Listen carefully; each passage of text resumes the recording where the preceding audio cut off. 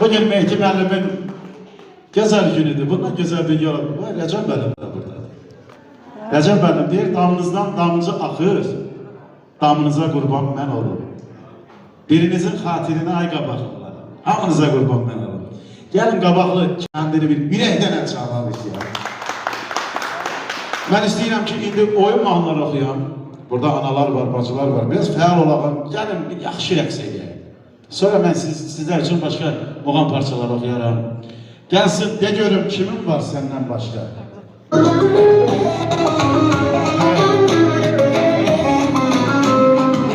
De görüm kimin var səndən başqa.